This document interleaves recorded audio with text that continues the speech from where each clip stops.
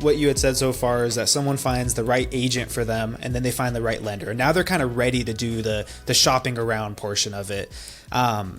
In your opinion, and of course this is subject to everyone's preferences, but like, how does someone go about finding a home that's right for them? Are there ways that you encourage people to go through that process? Yeah, I would say number one, sitting down, and I can say that I say this from experience because my husband and I, the first house we bought, we did not do this. And the second house we bought, we did this, and it was so much easier. So sit down and write out, the top three must-haves. Like, we will not look at a house if it doesn't have 3 bedrooms. We aren't looking at a house if it has a longer commute than 25 minutes. Like, what are the actual must-haves that you're not looking at anything that doesn't have that? And then write down your nice-to-haves. So like, this would really sweeten the deal, but if it didn't have it, we'd probably be fine.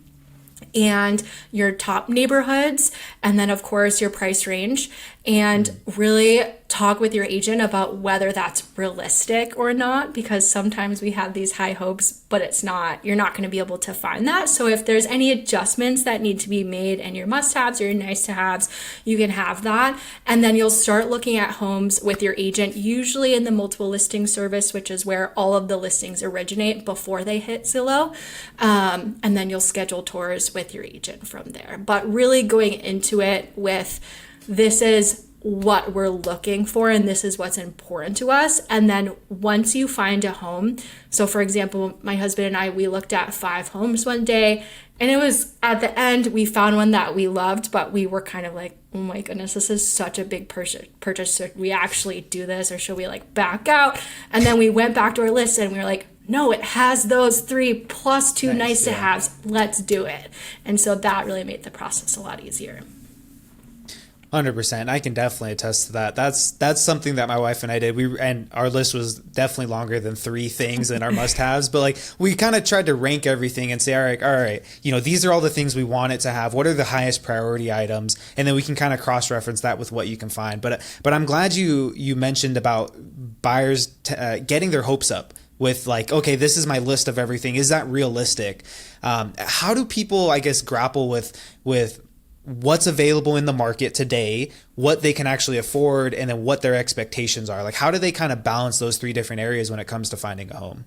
Mm-hmm. Yeah, great question. I mean, I think it's really, looking at your life over the next 5 years, where, what are you going to be okay living in? What can you see yourself growing with? And also financially, what would you be okay paying? So it's definitely a balance.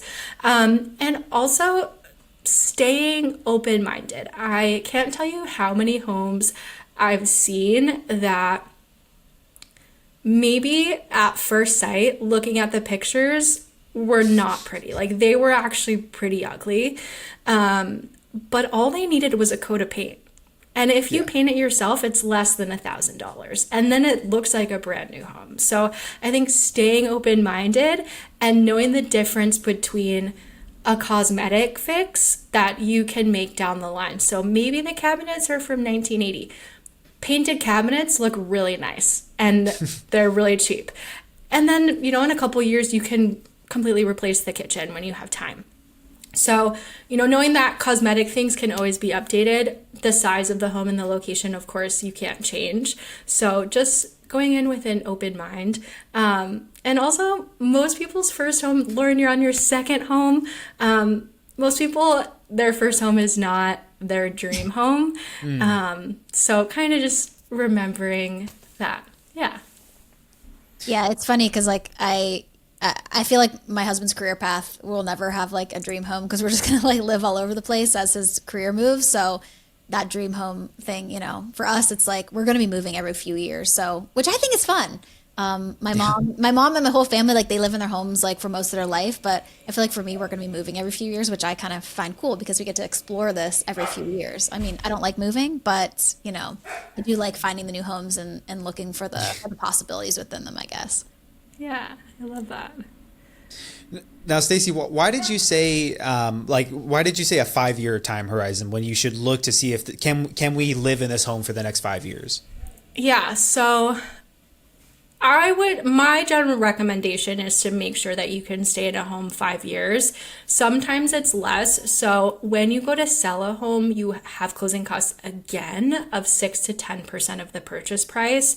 So for example, if you put 5% down on a home and you need to sell it next year, you might not be able to because you don't actually have enough equity to sell.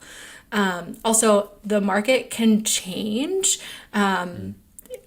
I do not see the market crashing anytime soon, but there's always that possibility. So, but the longer you own a home, the less likely, the less risk you have and the more your home's value is going to grow. So the longer you have the home, the more your equity is going to grow, the less risk you're putting yourself into. And so I would just say 5 to 10 years. And then there's a lot of talk about refinancing your interest rate. So let's say if you buy a home today with a 7% interest rate and interest rates drop next year to 6%, you could refinance and get that 6% interest rate.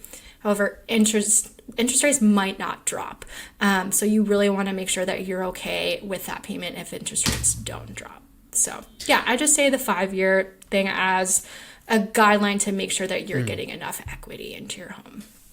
Yeah, definitely. And even with refinancing, like it's got to make sense too, is the amount that you're going to be able to save on your monthly payment versus how much longer do I foresee myself being here? Am I going to get that return on investment? Because refinancing also has a cost to it as well. Exactly. Yeah. And might not always make sense and it's never a guarantee. So.